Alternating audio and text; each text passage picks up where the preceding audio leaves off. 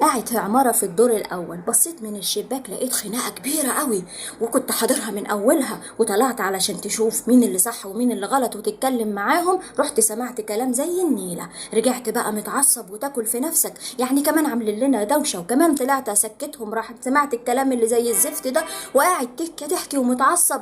راح واحد جارك شافك وراح خدك من ايدك كده وقال لك تعالى معايا للدور السادس. طلع بيك للدور السادس وخلاك تبص من البلكونة على نفس المشكلة اللي انت كنت شايفها كبيرة قوي. رحت بصيت لقيت المشكلة قد النملة، ولقيت احداث كتيرة حواليك من البلكونة. عربيتين قاعدين يتسابقوا مع بعض، واحد واخد عياله خارج بيهم، واحد ماشي في الشارع راح فجأة اغم عليه وطلبوا له الاسعاف. احداث كتيرة منها الحلو ومنها الوحش، والمشكلة اللي كنت شايفها ضخمة بقت صغنونة قوي.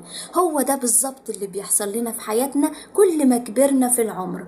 كل ما كبرت كل ما كانت الأحداث اللي كنت شايفها هي الدنيا وما فيها وكده خلاص دنيتك وقفت، لقيتها مشكلة صغيرة قوي قدام مشاكل تانية كتير وأحداث تانية حلوة كتير في حياتك. فبقيت تتعامل مع المشاكل دي أكنها مش موجودة، وبقت بالنسبة لك حاجة سهلة جدا. خد بالك، أول ما توصل للمرحلة دي، مرحلة الاستقرار ومرحلة النضج الفكري وبنظرتك للحاجات بقت مختلفة، خد بالك انت وصلت لنعمة كبيرة جدا ومسؤولية أكبر، ان انت عليك تنقل خبرتك وتنصح الناس اللي أصغر منك اللي شايفين مشاكلهم ضخمة قوي وبيجيلهم أمراض نتيجة تكبير المشكلة في دماغهم.